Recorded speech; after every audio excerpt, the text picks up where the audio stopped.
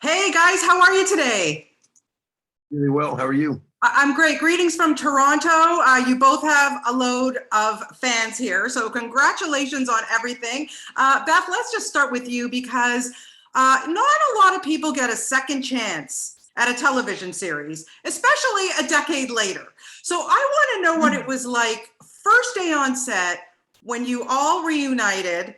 I mean, I can't even imagine the feelings that were going through everybody's bodies. Yeah, absolutely. Yes, we are very grateful for this opportunity. We're grateful that people wanted us to come back and, kept chanting their cries for another iteration of this show. And I think, when we first got together, we thought, okay, how's it going to go? Is it going to be what we think it can be? Like, it has too much time passed. How do we do this? And then we got together and it just instantly clicked. And I think that first day on set was great because we were welcoming Noah and his character in the way that we find him. It kind of mirrors. It was really fun, a fun scene to start with. But I think all of us just started, feeling comfortable right off the bat. It was like familiar family, stepping back in with that group.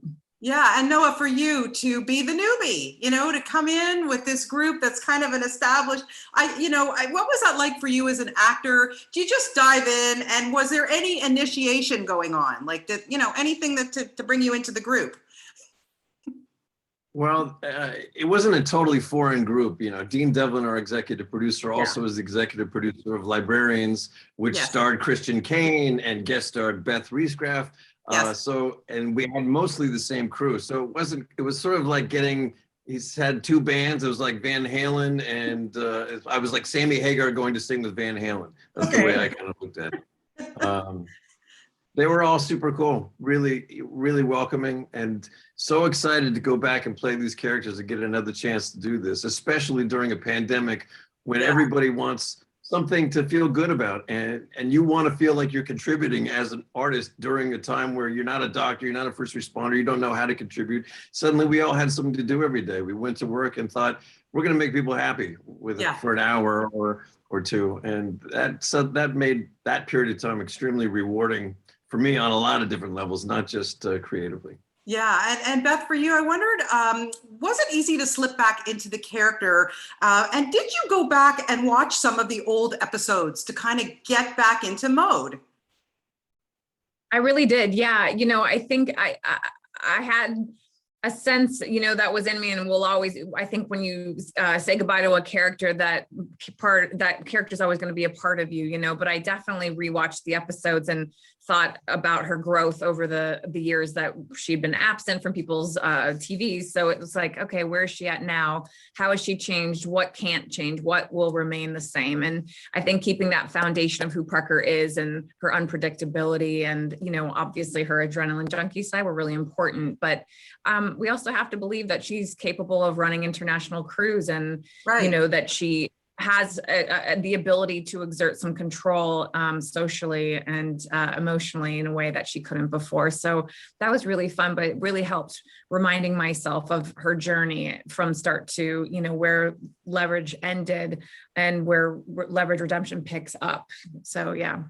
Yeah, no, I wondered for you because we're used to seeing you as, primarily a pretty good guy. You're a good dude all around. I can attest to that because I'm a huge ER fan and always will be. But I have to say, this guy is a little different for you. How much did you enjoy, playing, or how much do you enjoy playing this role? I had a lot of fun with Harry because Harry's a good bad guy or a bad good guy. He doesn't know quite who he is. He's a bad guy. He didn't think he was a bad guy, and then suddenly realizes he's a lot worse than he thought he was. Yeah. And doesn't know how to be better. And so his heart's in the right place, even if his history is checkered. And that gives you a lot of leeway because he's in some ways an expert, and in some ways a fool, and in some ways he's the bumbling new guy, and in some ways he's the reason the team is coming back together because his client roster is some of the worst criminals these guys have ever gone after. Exactly. So he's a bit of a Swiss Army knife, and that's always fun to play. Yeah, absolutely. Yeah, it's fun to watch it. Now, the both of you had the opportunity to also direct, which is fantastic. So, Beth, let's start with you. What was that like for you? And you know, how cool to work with these people on that level.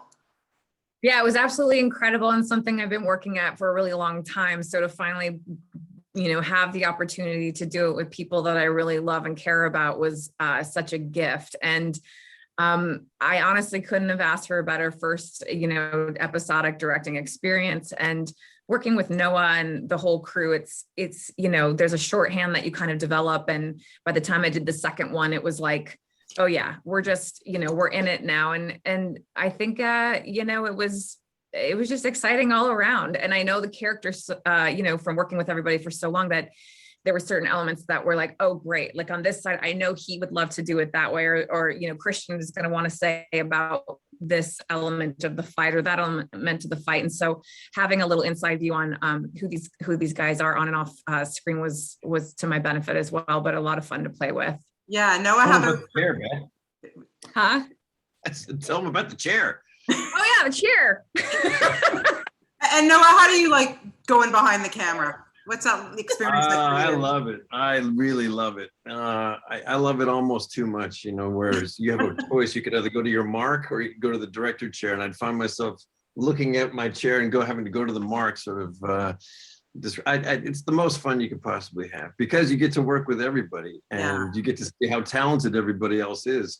You know, you think as an actor, when you get to set, the day's work kind of begins and it ends when you leave. But in actuality, everything that's on that set had to be pre-chosen, thought through, shipped somewhere, purchased, dressed. And when you direct, you get to see sort of what a communal effort this is. And when you get everybody to buy into your vision, how much better you can make the episode than you even imagined because their talents. Yeah. It's great. It's a great opportunity for both of you. Okay, I got to wrap, but no, I have to, like I said earlier, ER, honestly, I mean, I never missed an episode. For me, that was appointment TV every single week. Listen, I know it's been over 10 years, which I still can't wrap my mind around, but John Carter, have to tell you, one of my favorite characters of all time. And you do not age, my friend. That's the other thing I have to tell you. Like, my goodness, what's your secret? But I want to know, going back and thinking about working on that show and all the amazing people that you worked with, you look at the stars that came out of that show. What was the best experience? What did you learn that you took forward with you for all the things that you do now? Well, just the volume of work alone, you know, the fact that we were shooting scripts that were 90 pages long for a 48-minute show because we talked so much. Those shots went on so long. Was an incredible training ground because then every other job I've gone on where people panic because we have 6 pages to shoot that day, that would be what we did before lunch. So all of the ER actors have said the same thing, that we sort of got forged in our professionalism, in our technique to a degree that makes a lot of the other episodic TV that we've done after that seem relatively simple. So that's the thing I'm most grateful for is that we really worked hard and we practiced it at the highest level. And so for better or for worse, I have a model that I kind of aim for. And that was what we did.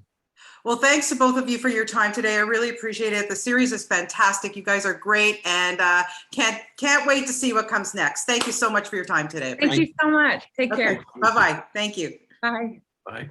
Bonnie.